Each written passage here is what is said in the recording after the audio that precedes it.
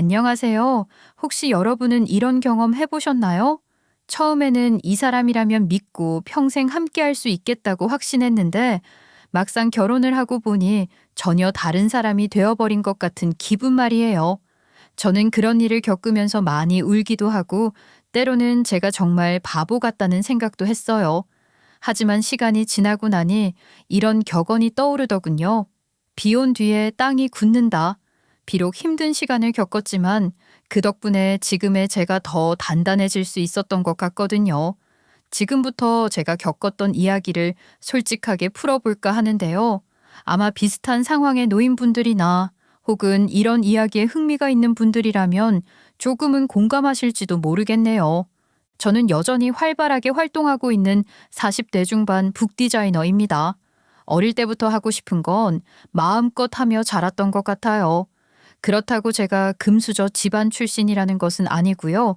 부모님께서 저를 위해 정말 헌신적으로 지원해 주셨기 때문에 가능했던 거예요. 예체능 사교육비가 얼마나 많이 드는지 다들 아실 텐데요. 저희 부모님께서는 저에게 돈이 많이 든다는 불평을 단 한마디도 꺼내지 않으셨어요. 재료비며 학원비며 정말 어마어마했을 텐데 그땐 제가 어려서 그 고마움을 깊이 느끼지 못했습니다. 그냥 당연히 누리면서 살았던 거죠.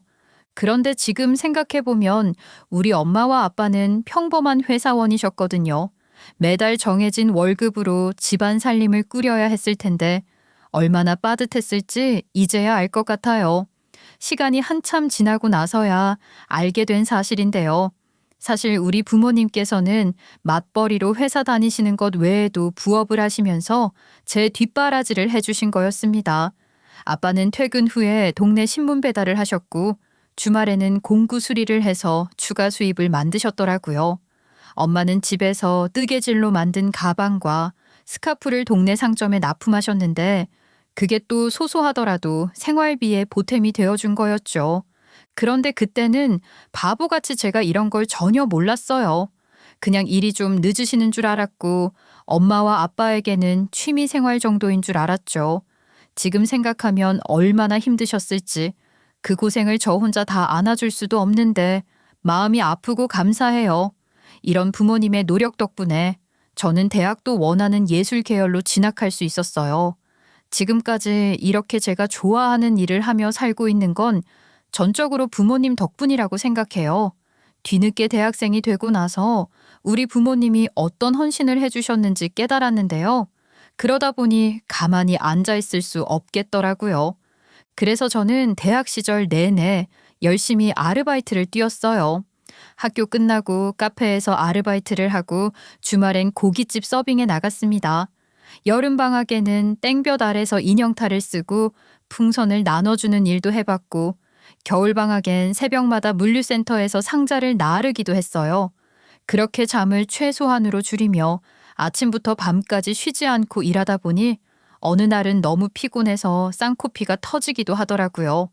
저는 그것도 모르고 손님 주문을 받고 있었는데 손님들이 화들짝 놀라서 휴지를 가져다 줬습니다.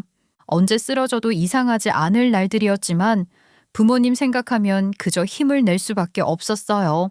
제가 이렇게 열심히 돈을 모아야 부모님께 조금이나마 보답이 될 수 있을 거라는 생각 하나로 버텼거든요. 그렇게 저는 대학 다니는 내내 아르바이트 뛰어서 모은 돈을 전부 부모님께 드렸어요. 그날은 정말 평생 잊지 못할 날이에요. 손이 살짝 떨렸던 것과 심장이 입 밖으로 튀어나올 것처럼 뛰었던 것까지 전부 기억이 나죠. 엄마, 아빠, 이거 받아주세요. 제가 자라는 동안 엄마랑 아빠가 헌신해주신 건 평생 갚아도 모자라겠지만 그래도 최선을 다해 고생하신 보람이 있었다고 느끼게 해드릴게요. 그동안 너무 감사했고 앞으로도 효도하겠다고 약속드려요. 아유, 이 돈을 우리가 어떻게 받니? 너 고생한 거 뻔히 다 아는데 우리는 네가 사고 싶은 게 있어서 그렇게 다니는 줄 알고 가만히 뒀던 거야. 우리한테 주려고 그 고생하는 걸 알았으면 얘 벌써 몇 번이나 뜯어서 말렸을 거다. 이 돈은 절대로 제가 쓰려고 모은 돈이 아니에요. 엄마 아빠가 쓰셔야 의미가 있는 돈이에요. 그러니까 더 이상 거절하지 마시고 기쁘게 받아주셨으면 좋겠어요. 제가 쓸 거였으면 벌써 포기했을 텐데 엄마 아빠께 보답해드리기 위해서 끈기 있게 모을 수 있었던 거예요. 다른 것보다도 네가 그렇게 말해주니까 내가 인생을 헛살지는 않았다고 느껴진다. 이런 딸을 낳았는데 내가 뭐가 부럽겠어. 네가 건강하게 있어주는 것만으로도 효도니까 남은 평생 우리 세 식구 즐겁게 살아보자. 우리 부모님께서는 제가 분위기 잡으며 무릎을 꿇자마자 어리둥절하셨는데요. 제가 감사하다는 마음을 전하니까 눈물을 뚝뚝 흘리시더라고요. 두 분 다 목소리가 떨렸는데 그걸 듣고 있으니 저도 울컥할 수밖에 없었습니다.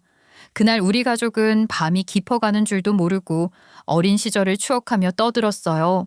그리고 그날 이후로 저는 무조건 효도하며 살아야겠다고 굳게 다짐했죠. 부모님께서 저를 위해 그 긴 세월 동안 애써주시고 지원해주신 걸 생각하면 제 마음에는 그저 감사함과 죄송함 뿐이었거든요. 그렇게 저는 대학을 졸업하고 바로 디자인 담당으로 회사에 들어갔는데요. 여전히 저를 위해 사용하는 건 돈이 아까워서 못 쓰겠더라고요. 그래서 남들처럼 비싼 물건을 사고 맛있는 걸 먹는데 돈을 쓰기보다 부모님께 뭐라도 해드리고 싶다는 생각으로 아껴 살았어요. 그냥 모으는 것에만 충실했던 거예요. 연애나 결혼은 애초에 제 관심 밖이었거든요. 당장 제게 가장 중요한 건 부모님을 기쁘게 해드리는 거였으니까요. 그런데 부모님께서 어느 날부터인가 제가 짝을 찾지 못할까봐 걱정하시기 시작하더라고요. 제가 나이가 들어가는데도 집에 붙어 있으니 자연스럽게 그런 말들이 나오시는 거였죠. 너는 누구 만나는 사람 없니? 이제 나이가 꽤 됐는데 주변에도 다 결혼해서 애 낳고 잘 샀는데 너만 연애도 안 하고 가만히 있으니까 걱정이 된다. 엄마는 네가 외롭지 않게 좋은 사람 만나서 행복했으면 좋겠어. 엄마, 저랑 사는 게 귀찮으신 거예요? 제가 얼른 집 밖으로 나갔으면 해서 돌려 말하는 거죠. 저는 엄마 아빠랑 같이 사는 걸로 충분한데 왜 그러시나? 저는 지금 일하는 것도 좋고 여러모로 연애는 사치예요. 무슨 사치야. 이제 엄마랑 아빠 걱정 그만하고 네 짝 찾아봐라. 이제 엄마랑 아빠 소원은 네가 괜찮은 사람 만나서 안정적으로 가정 꾸려나가는 것뿐이야. 어디 멀쩡한 사람 없나 주변에 물어봐. 회사에는 누구 없나 잘 찾아보고. 처음에는 그냥 웃어 넘겼습니다. 솔직히 결혼은 제 인생과 상관없는 일이라고 생각했거든요. 그런데 부모님께서는 결국 지인분을 통해 소개팅 자리까지 마련해 주시더라고요. 솔직히 부담스러워서 거절하고 싶었지만 한편으로는 부모님 마음을 생각하면 거절할 수도 없었어요. 그래서 터덜터덜 끌려가듯 나간 자리에서 남편을 만나게 됐죠. 남편은 대기업 사무직으로 일하고 있었는데요. 처음 만났을 때부터 알뜰하고 검소한 사람이라는 게 느껴지더라고요. 저한테는 첫인상이 좋았던 거죠. 말투며 행동에서 성실함이 묻어났고 이 사람이라면 믿고 함께할 수 있겠다는 생각이 들었습니다. 게다가 대기업에 다니고 있으니 안정적이라는 점에서도 마음이 놓였어요. 남편도 저를 호감 있게 본 이유가 분명했는데요. 제가 돈을 얼마나 알뜰히 모으는지 이야기를 했을 때 눈빛이 유난히 달라지더라고요. 저희 둘은 서로 비슷한 가치관을 공유하고 있었던 거예요. 결국 우리는 결혼을 전제로 진지하게 만남을 이어갔어요. 데이트하는 동안 첫인상이 그대로 이어져서 이 사람이라는 확신이 들었고 부모님께 데려갔습니다. 저희 부모님께서도 남편을 너무나 좋아하시더군요. 그래서 1년도 채 되지 않아 결혼에 골인하게 되었죠. 저희는 결혼 준비를 하면서도 의견이 충돌하는 부분이 없었어요. 불필요한 것들은 과감히 빼고 꼭 필요한 것들만 챙기기로 했거든요. 둘 다 허례허식에 휘둘리고 싶지 않다는 의견이 일치했습니다. 결혼 후에도 서로 절약하면서 알뜰히 살자는 약속을 했고요. 결혼식 날 저희 엄마 아빠는 환하게 웃으면서 이제야 마음이 놓인다며 진심으로 축하해 주셨어요. 다행히 내가 우리 딸 결혼하는 걸 보게 되는구나. 어쩌면 인생은 이제 진짜 시작이다. 서로 믿고 의지하면서 잘 살아라. 그리고 꼭 건강 챙기고. 힘든 일이 생기면 둘이 머리를 맞대고 해결하려고 하면 뭐든 되니까 걱정 마. 그런 게 진짜 부부다. 네, 아빠. 저 정말 잘 살 테니까 걱정하지 마세요. 엄마랑 아빠처럼 믿음으로 가득한 부부가 될 거예요. 그리고 결혼한다고 영영 안녕은 아닌 거 아시죠? 저는 영원히 엄마 아빠 딸이니까 무슨 일 있으시면 꼭 알려주세요. 그래, 당연하지. 우리 딸 늘 행복해야 한다. 그게 엄마 아빠 소원이야. 네가 신경 쓰지 않게 엄마랑 아빠도 둘이 잘 지낼 테니까 새로 꾸린 가정에 충실해라. 아빠의 말에 마음이 뭉클해서 눈물이 핑 돌았지만 저는 씩씩하게 웃으며 대답했습니다. 그 순간만큼은 부모님께 제가 잘할 거라는 확신을 드리고 싶었거든요. 그런데 저의 다짐과는 달리 결혼 후 남편의 이상한 태도가 하나둘씩 보이기 시작하더라고요. 연애할 때는 그저 알뜰하고 성실한 사람이라고 생각했는데 결혼하고 나니 그게 지나치게 강박적인 수준이라는 걸 알게 된 거예요. 그중 가장 황당했던 일 중 하나가 저의 임신 중에 벌어졌어요. 저는 뱃속에 찾아온 새 생명을 만날 날을 기다리면서 행복하게 지내고 있었는데 남편이 어느 날 갑자기 제게 인상을 찌푸리더라고요. 당신 말이야, 내가 그동안 지켜보면서 스스로 자중하겠거니 기다렸거든. 근데 도저히 선을 넘어서 돌아올 생각을 안 하네. 임신했다고 너무 많이 먹는 건 좀 아니지 않아? 평생 그 몸으로 살 수 있겠어? 어차피 살찌면 나중에 또 뺄 텐데, 그러면 돈이 얼마나 들겠냐고. 뭐라고? 지금 내 몸에 있는 아기는 생각도 안 해? 건강하게 태어나려면 나도 잘 먹어야 되는 거잖아. 그리고 살이 쪘으면 얼마나 쪘다고 그러는 거야? 당신 병원 가서 다른 산모들 좀 봐. 나 정도는 아직 살찐 것도 아니야. 다른 사람들하고 비교하는 게 문제가 아니고 내가 가만히 관찰해보니까 식탐이 늘어난 게 분명해서 하는 말이야. 당신 먹는 양 줄이지 않으면 곧 굴러다니게 될걸? 평생 임신해 있는 것도 아니잖아. 나중에 가서 나한테 헬스장 보내달라고 우길 생각 말고 몸 생각해가면서 먹으란 말이야. 내가 당신한테 언제 헬스장 보내달라고 할 거래? 살 빼더라도 알아서 뺄 테니까 그런 헛소리 좀 하지 마. 당신 때문에 스트레스 받을 것 같으니까. 누가 보면 당신이 내 남편 맞기나 하냐고 황당해할 거다. 남편은 저의 날선 반응에도 무덤덤했습니다. 제 말은 별로 귀담아 듣지 않고 어떻게 해야 돈 나갈 구석을 줄일 수 있을지만 머릿속에 가득한 것 같았어요. 그러더니 곰곰이 고민하는 듯 하더니 좋은 생각이 떠올랐다는 듯이 다가왔죠. 그냥 배고프면 자라면서 잠이 보약이라고 하는 거였어요. 그리고 집에 있는 불을 다 꺼버리고 저를 억지로 침대에 눕히더라고요. 제가 배고파서 뒤척이는 건 신경도 안 쓰는 모습에 정말 황당해서 말이 안 나왔습니다. 그래도 그때는 저도 이 사람이 아빠가 되면 뭔가 달라지겠지 하는 막연한 기대를 하고 있어서 참았던 것 같아요. 그러다 제가 노산이다 보니까 직장과 병행하는 게 힘들어서 육아휴직 얘기를 꺼냈는데요. 저는 제가 남편한테 하면 안 될 말을 한 줄 알았어요. 엄청 난리가 났거든요. 제가 그냥 회사를 관둔다고 한 것도 아니고 출산 전과 후에 아이가 건강하게 자랄 수 있도록 신경 쓰고 싶어서 육아휴직을 하겠다는 거였는데 도저히 받아들이지를 못하더라고요. 남편은 인상을 팍 쓰고 급여가 줄어들 텐데 이래서야 우리가 돈을 언제 모으냐고 정신이 있는 건지 없는 건지 모르겠다며 불만을 드러냈습니다. 그래서 저는 배가 이렇게 불렀는데 제대로 안정을 취하지 못해서 아이한테 문제가 생겨 수술이라도 하게 되면 그 병원비는 누가 낼 거냐고 반박했어요. 그것도 똑같이 돈이 들어가는 거잖아요. 남편은 얼굴을 찌푸리며 짜증을 냈지만 더 이상 뭐라고 말하지는 못하더라고요. 그렇게 우여곡절 끝에 아이를 낳았는데요. 저는 남편의 눈앞에 아이가 있으니까 이제는 정말 아빠가 된 거니까 좀 달라질 줄 알았습니다. 하지만 제 기대는 여지없이 무너졌죠. 이번에는 제가 분유를 너무 많이 주는 것 같다고 난리였어요. 당신은 왜 이렇게 미래에 대한 고민이 없어? 도대체 분유를 얼마나 주는 거야? 애 소화비만 만드는 게 당신 꿈이야? 아니면 나 몰래 애 분유 준다고 들어가서 당신이 먹기라도 해? 분유값이 얼만데 이렇게 훅훅 줄어드는 게 말이 되냐고. 무슨 소리야? 정량에 맞게 주고 있는 건데 당신은 얼마나 적게 주기를 원하는 거야? 분유를 적게 주면 애가 배고파서 우는 건 안 보여? 그리고 영양 부족 생기면 병원 가야 한다고. 그건 병원비 안 된다고 생각해? 정량을 주고 있는데 이렇게 분유를 많이 사야 하는 거라고? 애가 그렇게 많이 먹어? 당신 진짜 같이 먹고 있는 거 아니지? 내가 매일매일 얼마나 줄어들고 있는지 확인하고 있으니까 낭비할 생각은 접어도. 여러분은 제가 진짜 많이 먹고 아이한테도 많이 주는 것은 아닌지 의심스러우시죠? 저는 살면서 비만이었던 적 없고 맹세코 저희 아이한테도 정량을 먹였어요. 참고로 우리 아이 줄 분유 몰래 훔쳐 먹은 적도 단 한 번도 없습니다. 그냥 남들만큼 분유 사고 먹였던 건데 저렇게 눈치를 주고 타박했던 거예요.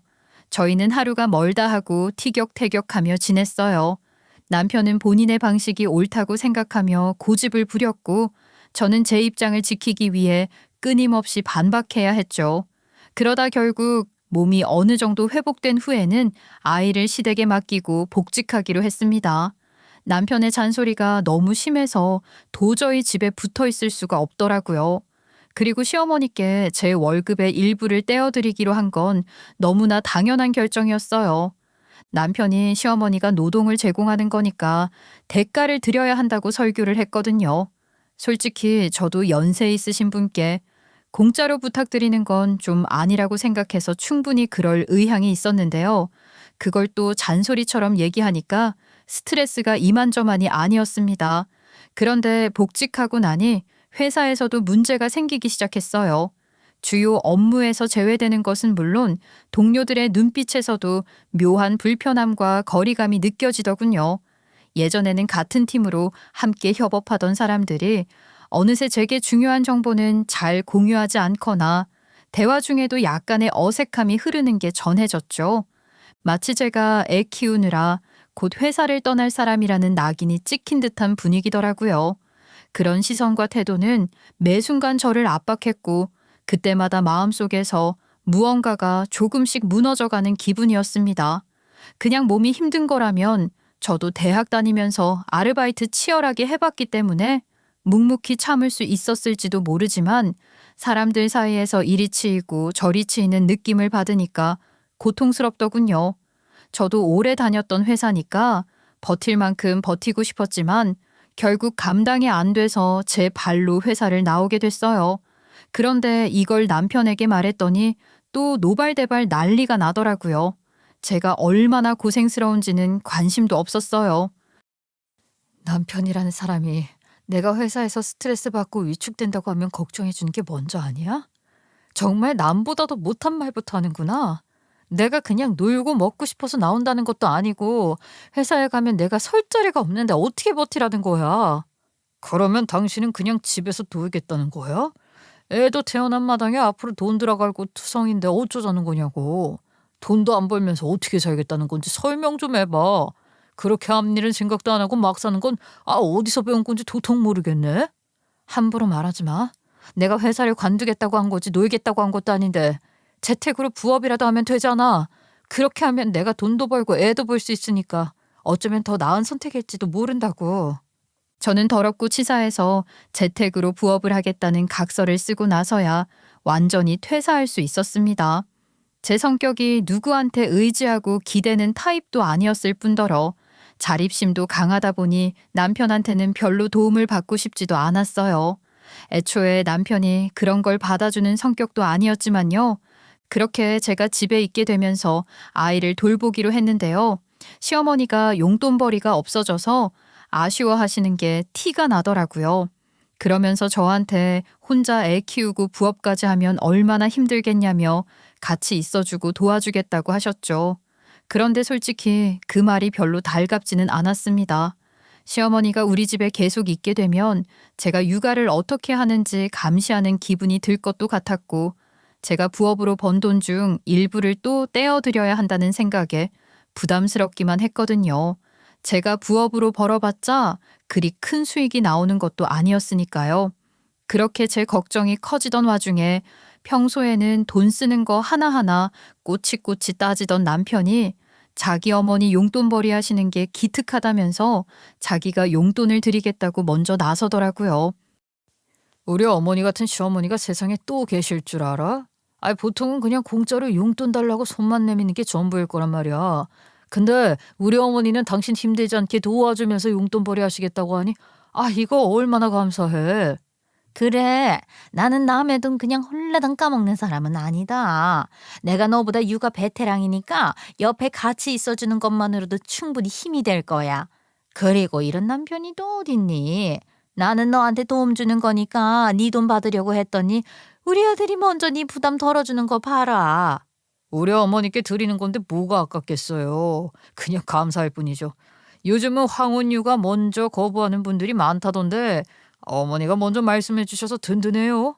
그리고 어머니, 이 사람한테 살림도 낭비 없이 하는 법 좀 알려주세요.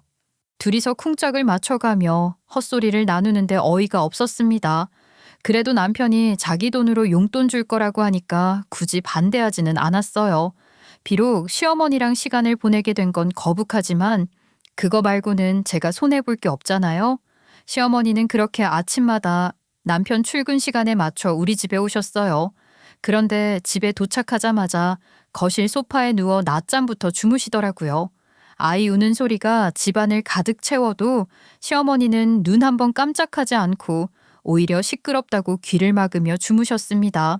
제가 아이를 등에 업고 청소를 하거나 고무장갑을 끼고 설거지를 해도 시어머니는 눈길조차 주지 않으셨어요. 그리고 제가 땀을 뻘뻘 흘리며 거실을 닦고 무거운 쓰레기 봉투를 들고 현관문을 오르내려도 마치 본인이 집주인이고 제가 식모살이 하러 온 것처럼 무심하게 소파에 누워 계셨죠. 그러더니 점심때쯤 느긋하게 일어나서는 우리 집에서 공짜 점심을 먹고 산책 나가신다며 외출하시더니 남편 퇴근 시간에 맞춰 귀가하시더라고요. 제가 본 시어머니의 하루 일과는 그게 전부였어요. 처음엔 그냥 그러려니 했는데요. 도와주겠다는 약속과는 달리 저에게는 손끝 하나 까딱하지 않으시고 점심 밥상만 기다리는 모습에 화가 나기 시작했죠.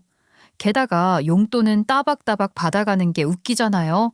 그러면서 남편에게는 제가 아직 살림이 어설프다고 흉까지 보시더라고요.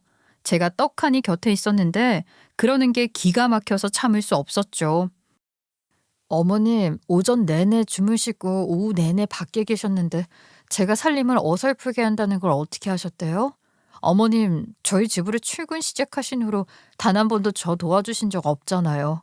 감시 카메라라도 몰래 달아두신 거예요? 아유, 얘 연륜 있는 사람 눈에는 훤히 다 보이는 거야. 네가 얼마나 손끝이 야무지지 못했으면 내가 하루 종일 같이 있었던 것도 아닌데 어떻게 살림하는지 알아차리겠니? 네가 나이 한번 먹어봐라. 처음부터 끝까지 다 안 봐도 상황 파악이 전부 된다고. 당신, 우리 어머니처럼 연세 드신 분들이 생기 있게 지내시려면 저렇게 활발하게 움직이시는 게 맞아. 바깥 공기도 쐬면서 치매도 예방하고 체력도 기를 수 있잖아. 그냥 하루 종일 당신 옆에 붙어 있어 주기를 바랐어. 우리 어머니는 그냥 도와주시러 오신 거잖아. 당신은 융통성 좀 기르지 그래?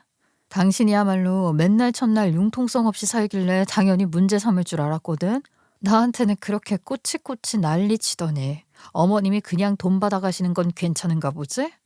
사람이 일관성은 없고 고집만 센 거였나 봐. 제가 깜짝 놀라는 척하면서 시어머니가 날로 먹고 있다는 걸 폭로했는데도 시어머니는 당황하지 않고 오히려 큰 소리 치더라고요. 남편도 저에게 눈치 주지 말라고 정색했습니다. 그래서 제가 바로 반박해버리니까 남편도 할 말은 없었는지 더 이상 대꾸는 하지 못하면서 그냥 이야기 나누는 것을 피해버리더라고요. 그래놓고 다음 날 남편은 시어머니가 밖에 돌아다니시는데 추우면 안 된다고 하면서 TV 광고에 나온 비싼 패딩을 사다 드렸습니다. 시어머니는 그 패딩을 입어보며 한껏 좋아하시더라고요. 정말 딱 자기 스타일이라며 우리 아들이 이렇게 자신을 챙겨주니 얼마나 좋은지 모르겠다고 거울 앞에서 한참 동안 몸을 돌려가며 패딩을 확인하셨어요. 점심 드실 때도 패딩을 벗지 않고 그대로 앉아 계셨는데 시어머니는 워낙 잘 흘리면서 드시거든요. 제가 패딩이 더러워지면 세탁하기 힘들다고 조심스럽게 말렸지만 요즘 소재는 걱정 안 해도 된다며 대수롭지 않게 넘기시더군요. 그 모습을 보는데 속으로 한숨이 저절로 나왔지만 더는 말하지 않기로 했어요. 그런데 그 와중에 더 기가 막힌 건 시어머니가 남편이 눈 감아주고 넘어가니까 그걸 기회 삼아 더 신나셨다는 거예요. 아침에 남편 출근할 때 바톤 터치하듯이 잠깐 눈도장만 찍고는 산책 나가셨다가 점심만 먹으러 들어오시고 오후에는 다시 외출하시더라고요. 그리고 이 생활이 1년 넘게 지속됐어요. 그런데 이렇게 자기 어머니께는 지극정성인 남편이 정작 제 친정에 가면 에너지를 비축해야 한다는 핑계를 대며 입국 다물고 TV만 보다가 돌아왔어요. 제가 저희 친정 부모님께 걱정 끼치기 싫고 큰 소리 내는 모습을 보여드리기 싫어서 최대한 참으려고 노력했거든요. 그런데 벼르고 벼르다가 결국 터지고 말았어요. 당신 왜 우리 친정에 가서는 예의 밥 말아 먹었어?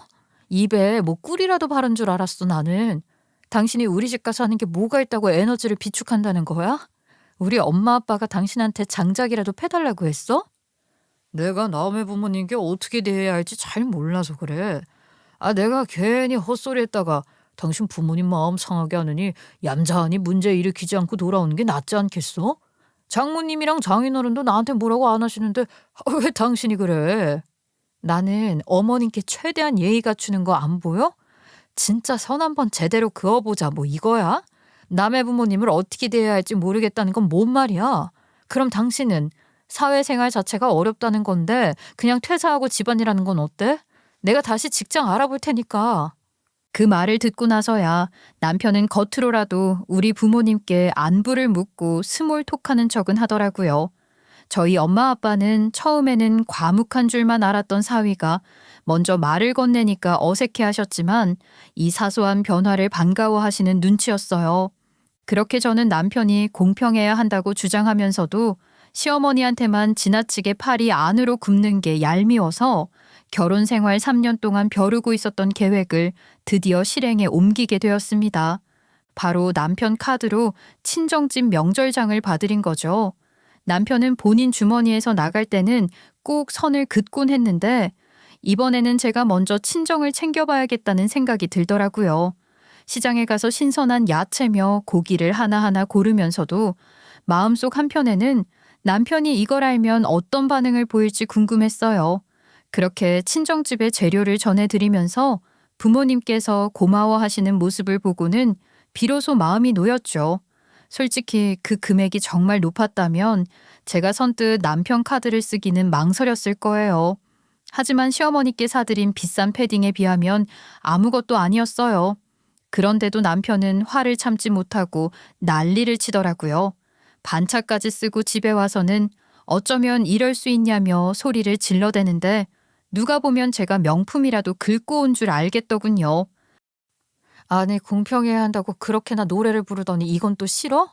뭐가 문제야? 심지어 어머님께 사드렸던 패딩 가격에 비하면 얼마 되지도 않잖아. 이게 반차까지 쓰고 올 일이야? 당신 진짜 소탐대실의 명대사다. 내가 언제 이 정도로 공평하자고 했어. 당신 진짜 나 열 뻗치게 할 거야? 상의도 없이 이래도 되는 거냐고. 내가 회사에서 일하고 있다가 우라통이 치밀어서 바로 집으로 튀어온 거야. 바깥 일하는 사람 성질 건드려도 되는 거야? 그럼 그 패딩은 나랑 상의하고 산 거야? 어머님이 우리 애 봐주시는 것도 아니고 집안 살림 도와주시는 것도 아닌데 용돈은 따박따박 받아가시잖아. 그렇게 공평이 좋으면 우리 친정에도 용돈 드리자고 당신이 말이라도 해야 되는 거 아니야? 그렇게 남편이 윽박 지르는데도 제가 아랑곳하지 않고 비웃어주니까 혼자 약이 올라서 발로 땅을 구르고 심지어 벽에 머리를 박더라고요. 진짜 미쳤나 싶었습니다. 카드 한 번 긁었다고 닭똥 같은 눈물을 흘리는 게 그저 황당했어요. 여러분도 이런 장면이 도저히 상상이 안 되시지 않나요? 그러고 나서는 남편이 화를 낼 만큼 내고 성질을 부릴 만큼 부려서 진정된 줄 알았어요. 왜냐하면 더는 목소리 높이지 않고 평소와 다르지 않은 일상을 보냈거든요. 남편은 평소처럼 회사에 가고 집에서는 TV를 보면서 웃고 떠드는 모습을 보였어요. 별다른 충돌도 없었고 저희 대화도 겉보기에는 평온하게 이어졌죠. 그런 모습을 보니 저도 더는 문제가 없겠구나 싶어서 한결 마음이 놓였던 거예요. 그저 남편이 시댁만 신경 쓰면 저도 속상하다는 것을 이제는 깨달았기를 바랄 뿐이었어요. 다만 뭔가 이상하다고 생각했던 것은 명절 전날인데 시어머니가 음식하자고 부르지 않더라고요.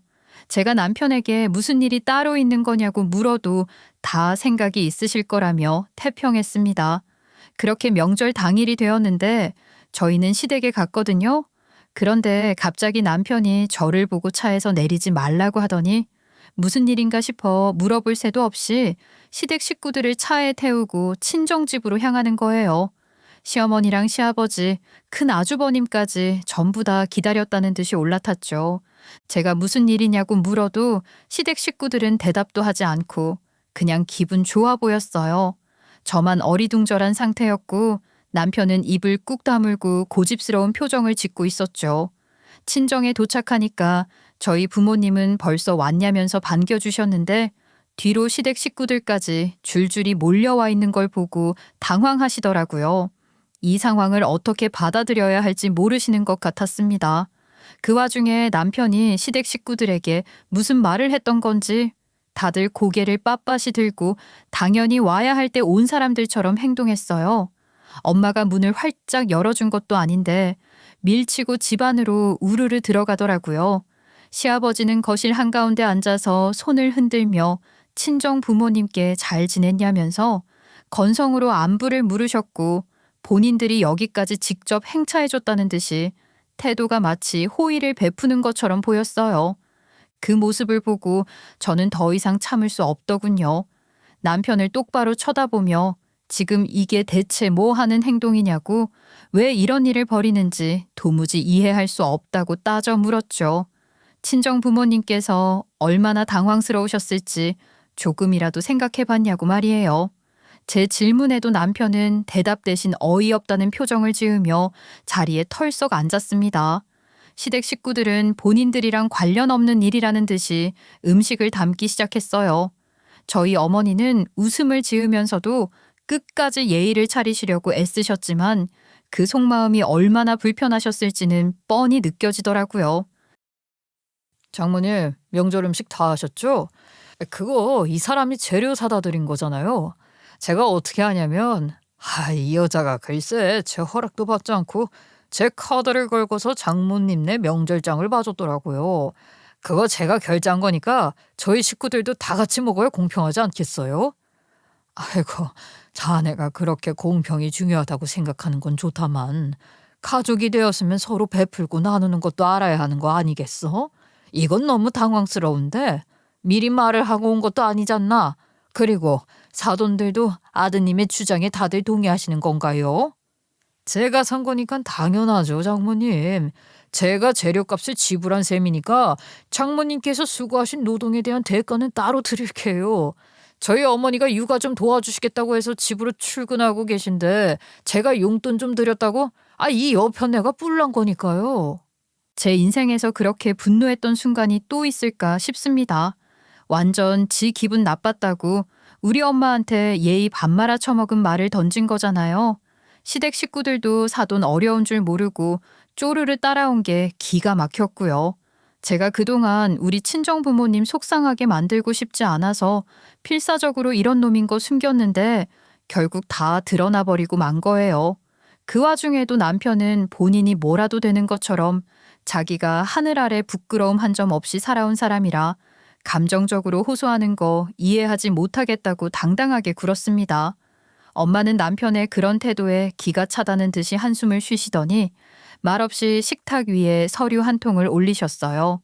엄마가 식탁 위에 올린 서류를 보고 저는 심장이 덜컥 내려앉는 기분이 들더군요. 그동안 제가 알지 못했던 일이 모두 적혀 있었고 서류를 펼친 순간 머릿속이 하얘지는 것 같았죠. 엄마가 내민 것은 바로 차용증이었거든요. 시어머니가 저도 모르게 우리 친정의 돈을 빌려갔던 거였어요. 저는 그동안 이런 일이 있는 줄 전혀 몰랐거든요. 저희 부모님께서는 저를 만나면서도 이 사실을 티내지 않으셨던 거예요. 그제서야 시어머니는 눈도 마주치지 못하고 얼굴이 새빨개지셔서 기어들어가는 목소리로 비밀을 지켜주기로 하지 않았냐고 말했는데 그 말투가 마치 벌 받는 아이 같아서 어이도 없고 황당하기도 했습니다. 시아버지랑 큰 아주버님도 이런 상황을 마주할 거라고는 상상하지 못했는지 당황하시더라고요. 남편도 옆에서 기겁을 하기는 마찬가지였죠. 그런데 그 순간 거의 비명을 지르는 것 같은 말투로 남편이 자기한테도 빌리지 않았냐고 캐묻다가 말을 잘랐습니다. 남편이 너무 놀란 나머지 말이 헛나와서 비밀이 또 하나 밝혀지고 만 건데요. 알고 보니 극도로 기겁한 이유가 있더라고요. 남편은 직장인 대출까지 받아가면서 시어머니에게 돈을 빌려줬던 거예요. 남편은 입을 다물고 싶어 했는데 시아버지가 무서운 얼굴로 추궁하니까 겨우 실토한 거였습니다. 이 사실까지 드러나자 거실 공기가 완전히 얼어붙었어요. 그리고 차용증을 자세히 살펴보니까 시어머니가 저희 엄마한테만 빌린 금액이 쌓이고 쌓여 1,000만 원이나 되더라고요. 자네는 이거 보니까 어떤 생각이 드나? 그렇게 공평한 거 좋아하던데 나한테 돈까지 이만큼 빌린 자네 어머니가 여기 와서 공짜 밥 얻어먹는 게 맞다고 생각하나? 어디 한번 다시 입 좀 놀려보지 그래. 잠깐만요. 이건 믿을 수 없습니다. 저한테 빌린 건 그렇다 치는데 장모님께 뭐 이렇게나 빌리셨어요? 솔직히 의심스럽네요. 우리 어머니가 돈을 이렇게까지 쓰실 만한 곳이 없는데 혹시 함정에 빠진 거 아니에요? 장모님이 돈 빌려주시겠다고 해놓고 무슨 불법 대출처럼 이자 크게 붙이신 거 아니냐고요. 그 순간 저희 엄마가 반박하기도 전에 시어머니가 남편 입을 내려치면서 그런 말 하는 거 아니라고 튀어나오셨습니다. 그리고 펑펑 울기 시작하더라고요. 엄마는 차분하지만 단호하게 시어머니를 바라보며 도대체 이 돈을 어디에 쓰신 건지 본인 입으로 밝혀보라고 하셨어요. 큰 아주버님도 금액이 적지 않은데 이렇게 여러 사람에게 돈을 빌리신 이유를 정확히 말씀해달라고 하셨죠. 그때까지 시댁 식구들은 시어머니가 어디 위험한 상황에 처한 걸까봐 걱정하는 눈치였어요. 시어머니는 처음에 눈을 질끈 감고 입을 꾹 다물고 아무 말도 하지 않으려고 했죠. 저희 엄마한테 제발 이번 한 번만 넘어가 달라는 듯이 눈빛을 보냈어요. 하지만 저희 엄마는 서슬퍼런 눈빛으로 조금도 봐주지 않으시겠다는 의사를 분명히 했습니다. 시어머니는 버텨보려고 애쓰다가 결국 무거운 한숨을 내쉬며 도박에 빠져서 그랬다고 실토했어요. 알고 보니 시어머니는 동네에서 작게 시작한 사설 도박 모임에 발을 들였다가 점점 큰 돈이 오가는 판에 끼게 된 거였는데요. 처음에는 단순히 심심풀이로 몇만 원씩 걸었지만 점점 액수가 커지면서 도박판의 고정 멤버가 되었고 돈이 없을 때는 주변 사람들에게 빌려서라도 계속 판에 나갔다고 하더군요. 심지어 시어머니는 그동안 도박 모임에서 이기고 나면 친한 지인들과 고급 레스토랑에 가서 호화로운 식사를 즐기거나 동네 사람들이 놀랄 만큼 비싼 액세서리를 구매하며 자신이 그나마 벌어들인 돈을 하루 만에 다 까먹어 버렸다고 하더라고요.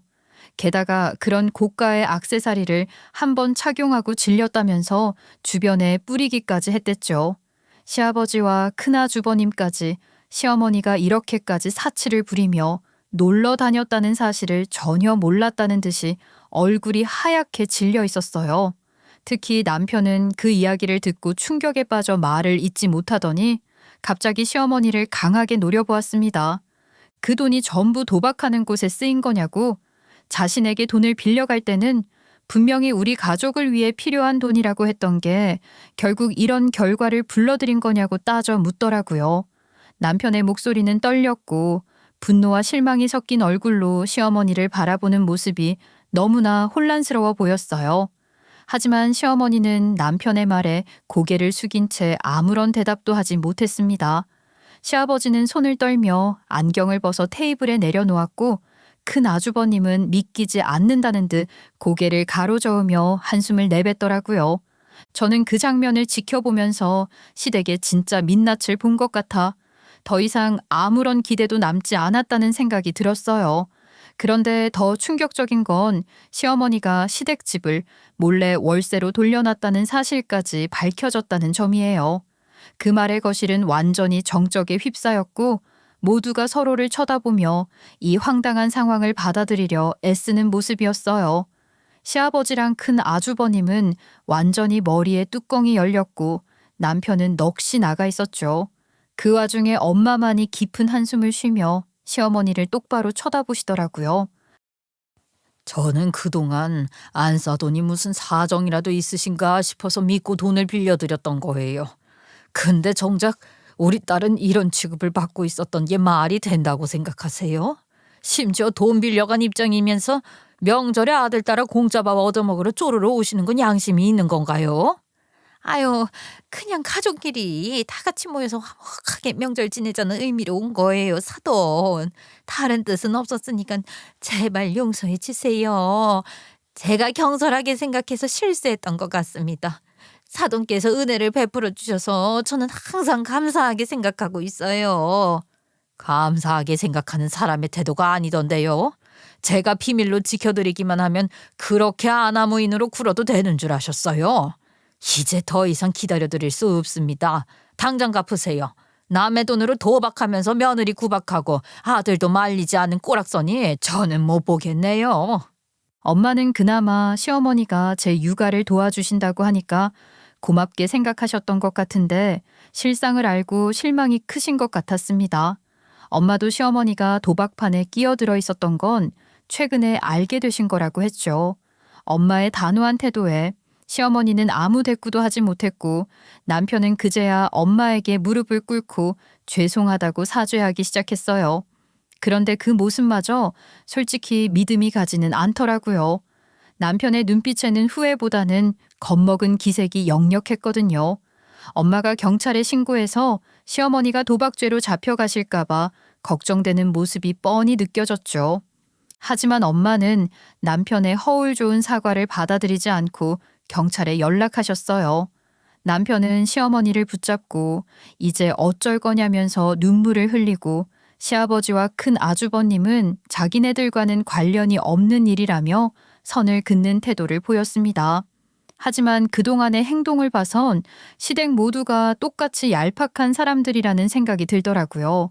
엄마도 똑같이 생각하셨는지 시댁 식구들을 향해 마지막으로 한마디 하셨죠. 사돈지간에 어려운 줄 모르고 명절에 밥 얻어먹으러 온 것부터가 밑바닥인 행동이라고요. 그 말을 들은 시아버지와 큰 아주버님은 그제야 쪽팔린 줄은 알았는지 입을 꾹 다물고 아무 말도 하지 않았어요. 경찰에 끌려가는 시어머니와 그 뒤를 울부짖으며 따라가는 남편을 보면서 저는 많은 생각이 들었습니다.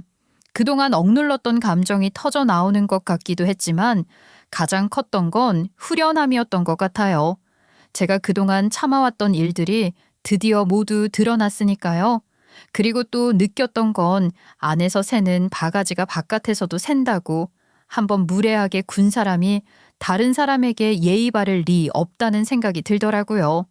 그렇게 저는 친정에 남아서 그동안 있었던 일들을 모두 말씀드렸습니다. 부모님은 한동안 아무 말도 못하시고 충격에 휩싸이셨어요. 하지만 곧 저를 꼭 안아주시며 괜찮다고 위로해 주시더라고요. 엄마 아빠는 제가 안정적인 가정을 꾸려 살아가기를 기대하셔서 최대한 잘 갖고 나가고 싶었지만 이제 더는 안 되겠어요. 저는 그동안 충분히 노력했다고 생각해요. 불효를 저지르는 것 같아서 죄송하지만 저 이혼하기로 마음 먹었어요. 그런 건 불효라고 하지 말아라. 그동안 말도 못하고 꾹 참아왔다고 생각하니까 그게 더 부모로서 미안하고 마음 아프구나. 지금이라도 모든 걸 털어놓아서 다행이야. 더 이상 그런 집안에 공들일 필요 없어. 저 다시 직장도 구할 거고 아이한테 뭐든지 해줄 수 있도록 노력 다 할 거예요. 엄마 아빠가 응원해 주시는 만큼 단단하게 걸어갈게요. 걱정하시지 않도록 노력할 테니까 지켜봐 주세요. 그래, 너한테는 든든한 친정이 있는데 다 무슨 걱정이야. 이제부터 앞날만 생각하면 된다. 이 엄마랑 아빠가 도와줄 테니까 더 이상 뒤돌아보지 말어. 우리는 그냥 네가 건강하고 행복하게 지내면 그게 최고야. 그 말에 울컥했지만 저는 이를 악물고 눈물을 참았습니다. 그리고 곧바로 변호사를 찾아가 이혼 소송을 준비하기로 결심했어요. 제가 그동안 겪었던 일들과 느꼈던 모든 억울함을 하나하나 정리하면서 이 결정을 내리는 것이 제 인생을 똑바로 세우기 위해 얼마나 필요한 일인지 다시 한번 스스로 확신하게 되었죠. 제가 결혼 생활 동안 있었던 일을 설명하는데 오죽하면 변호사도 이런 인간들이 다 있냐고 하더라고요.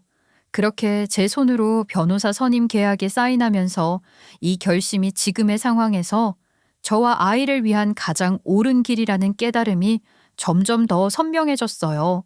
남편은 그렇게 저를 구박하고 애물단지 취급하더니 막상 이혼만은 피하고 싶어 하더라고요. 꼭 이혼 딱지를 붙여야겠냐면서 저를 설득하려 들었지만 그 방식이 정말 어이가 없을 정도로 황당했습니다. 한번 가족이 되었으면 서로 허물도 품어주면서 살아갈 줄 알아야 하는 거 아니야? 그렇게 인내심도 없고 의리도 없는데 애를 어떻게 혼자 키우겠다는 거야? 나랑 같이 살면서 그런 걸 좀 당신은 배워야겠어. 웃기고 있네. 지금 당신 입에서 인내심이랑 뭐? 의리라는 말이 나온 거야? 내가 친정에 명절장 좀 봐줬다고 흥분해서 반차 쓰고 날아온 인간이 얼마나 인내심 있고 의리가 있는 건데. 우리 엄마한테 예의 밥 말아먹어 쏘아붙이던 당신이 무슨 모범이 될 수 있어? 그건 내가 잠깐 놀라서 어쩔 수 없었어. 사과하면 되잖아.